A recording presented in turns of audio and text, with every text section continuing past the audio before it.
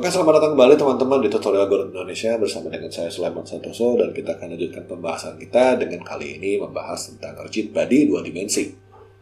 Rigid body 2 dimensi adalah sebuah fisik body yang tujuannya itu untuk kita tidak gerakan langsung, tapi kita gerakan menggunakan hukum fisika. Oke teman-teman, saya sudah mengedit scene saya yang kemarin jadi seperti ini. Saya punya sebuah node 2D yang isinya itu adalah 3 buah static body yang saya jadikan lantai di sini. Dan saya punya karakter body kita. Nah, karakter body kita ini sebenarnya kita nggak akan pakai, cuman sebagai perbandingan aja saya akan biarkan dia di sini. Nah, sekarang teman-teman saya akan buat sebuah node baru, namanya adalah sebuah rigid body. Nah, rigid body ini terlalu mulainya kan kalau kita bikin node baru selalu ada di 00 ya teman-teman. Rigid body ini adalah 00, kita akan tambahkan sprite di situ. Tambahin lagi sebuah sprite 2 dimensi, lalu kita taruh dia di dalam rigid body. Sprite 2 dimensinya, teksturnya apa, kita kasih gambar yang sama aja deh. Kita kasih si gambar bola MC ya, bola MC nya kita kasih lagi seperti ini. Tentunya kita kasih transformnya kecilin dulu, scale-nya 0,2 gitu, lebih kecil dari karakter utama. Setelah kita pasang seperti ini, kita tambahin collision shape juga. Jadi rigid body juga sama seperti karakter body, dia juga perlu namanya collision shape. Kebetulan collision shape-nya bentuknya sama dengan yang tadi, jadi kita circle aja. Cuma circle-nya belum pas, jadi kita gedein dulu. Oke. Kalau sudah settingannya di sini, saya ganti jadi bola. Saya akan pindahkan si bola ini ke samping seperti ini. Sampai situ dulu teman-teman. Kalau kita jalankan si game kita akan lihat bahwa karakter utama saya tetap diam seperti biasa, tapi si rigid body saya ini langsung turun, langsung jatuh ke bawah. Karena apa? Karena rigid body ini terkena gaya gravitasi. Gaya gravitasi dari mana teman-teman? Jadi secara otomatis sebenarnya di dalam Godot kita akan pasang sebuah gaya gravitasi. Kalau teman-teman pengen ubah gaya gravitasinya, kita bisa ke project, ke bagian project setting. Kita search filter settingnya physics. Nah, physicsnya kita klik 2D. Dan di sini kita bisa lihat kita punya default gravity-nya itu adalah 980 dengan vektornya itu ke bawah 01. Jadi vektor 01 kan kalau X di sini, Y di sini, kalau ke bawah ada Y-nya itu ke bawah sini, berarti si gaya gravitasinya itu ke arah bawah. Jangan lupa bahwa ini koordinatnya bukan koordinat Cartesius ya teman-teman, tapi koordinat layar. Jadi kalau koordinat layar yang ke bawah itu Y-nya positif gitu ya. Maka di sini gravity-nya 01. Dengan daya 980. Jadi kalau teman-teman pengen ngubah gravitasinya jadi lebih lemah atau lebih kuat, kalau pengen teman-teman gravitasinya mau diubah ke kanan, ke kiri, ke atas, ke bawah, bisa diubah di sini ya. Nah, mari kita lihat apa aja isinya dari rigid body 2 dimensi ini. Nah, teman-teman bisa lihat rigid body ini terdiri dari canvas item, node 2D, collision object 2D. Ini sama dengan si karakter body ya, kalau teman-teman ingin ya. Dan sisanya di atas ini adalah khusus buat rigid body-nya. Mari kita lihat isinya apa aja. Pertama teman-teman kita punya massa. Nah massa ini kita lihat isinya awalnya defaultnya 1 kg. Ini bisa kita tambahin, bisa kita kurangin teman-teman.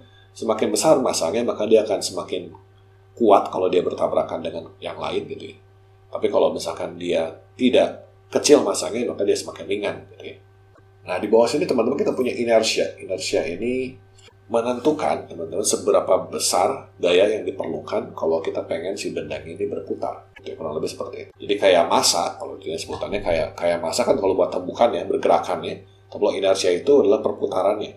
Semakin besar massanya dia akan semakin tidak bergerak, semakin besar inersianya dia akan semakin tidak berputar gitu ya. Di sini ada center of mass-nya. Center of mass ini juga bisa kita tentukan. Jadi titik pusat massa daripada benda saya ini ada di mana. Jadi kalau teman-teman ingat tentang fisika, ya ini semua hubungannya sama fisika ya teman-teman ya. Ada yang namanya physics material authority, ini nanti kita bahas di tempat lain aja. Ada namanya gravity scale. Nah ini gravity scale ini adalah untuk menentukan seberapa besar rigid body saya ini terpengaruh oleh gravitasi. Jadi kalau kita set gravity scale-nya jadi 0 teman-teman, maka sekarang si rigid body saya ini kalau saya jalankan tidak lagi jatuh, tapi dia diam aja di tempatnya. Custom integrator ini kalau kita pengen atur sendiri pergerakannya, kalau kita pengen atur pergerakan rigid body sendiri, kita pakai custom integrator. Continuous CD ini tingkatan dari collision detection. Jadi kalau kita pengen supaya collision detection-nya lebih detail, kita bisa panggil continuous CD. Untuk saat ini kita nggak panggil dulu. Maximum contact reported, ini adalah berapa banyak, kalau dia nubruk dengan sebanyak benda gitu ya, berapa banyak benda yang bakal dilaporkan gitu ya. Contact monitor ini kalau kita pengen tahu bisa mengeluarkan signal atau enggak kalau misalnya dia nubruk rigid body lain. Sleeping ini jadi teman-teman bisa bikin supaya si rigid body ini sleeping atau enggak. Kalau sleep itu berarti dia nggak akan gerak, tapi kalau dia true maka kalau dia false maka dia akan bisa jalan. Gitu. Can sleep berarti kalau kita punya can sleep yang on berarti bisa dibikin jadi sleep gitu ya. Lock rotation kalau kita pengen supaya benda kita ini nggak bisa muter, kita akan lock rotation. Freeze kalau kita pengen dia diam, ya. Tidak bisa digerak, tidak bisa ditabrak, tidak bisa digerakkan, kita bisa freeze.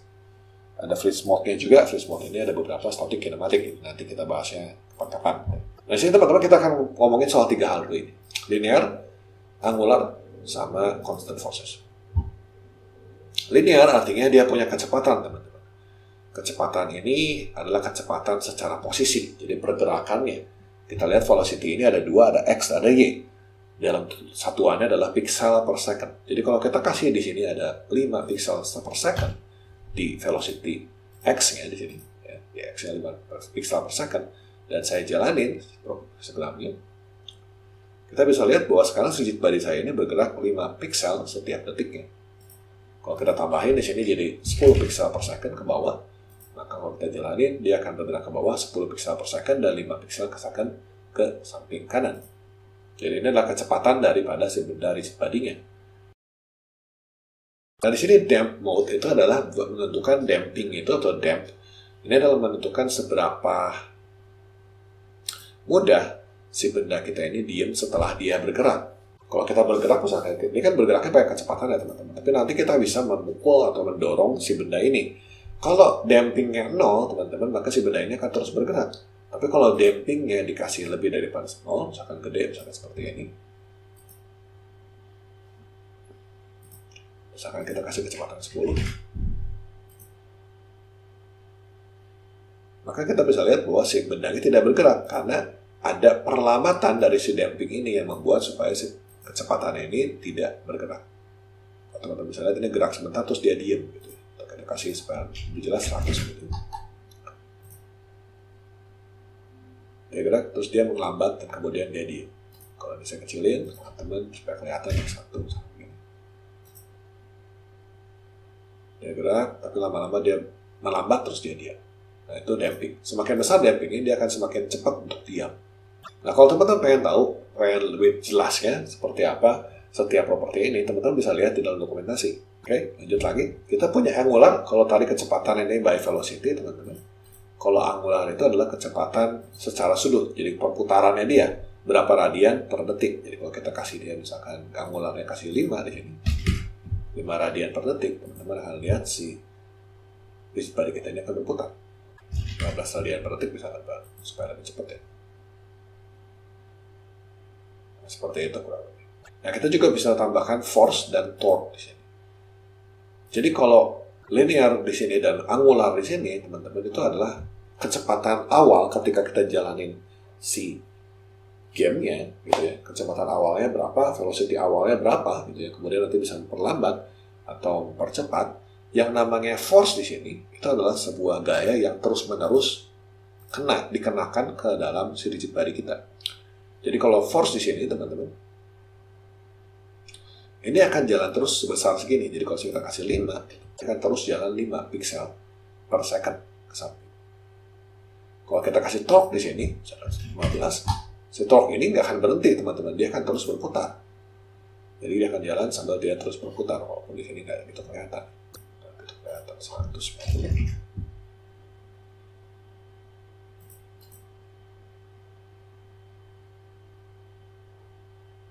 Kelihatannya teman-teman, ini akan terus ditambahkan, dia akan terus sebesar itu terus gitu ya, si perputarannya, dia akan terus muter terus gitu. Ini by the way, si satuannya itu kilogram pixel kuadrat per s kuadrat, jadi pixel square per detik square gitu dibagi radian, jadi ini perhitungannya lebih rumit ya teman-teman. Ini kecepatan, atau ini adalah gaya yang terkena, gaya yang menekan si bola kita ini, gaya yang menekan rigid body kita. Ini adalah perputaran yang terkena ke rigid body kita. Jadi bukan kecepatan. Kalau kecepatan tadi kan cuma pixel per second ya, atau angular juga radian per second ya. Tapi ini adalah gaya, teman-teman. Jadi gayanya Kalau teman-teman tahu fisika ya, fisika itu kan ada kecepatan, ada gaya. Nah ini gaya bukan kecepatan. Karena itu adalah kalau kita punya si rigid body secara propertinya. Oke, di video selanjutnya teman-teman kita akan ngomongin soal gimana caranya kita mengcoding si rigid body kita ini supaya kita bisa mengaturnya by code. Terima kasih banyak atas perhatiannya. Kita jumpa lagi di video berikutnya.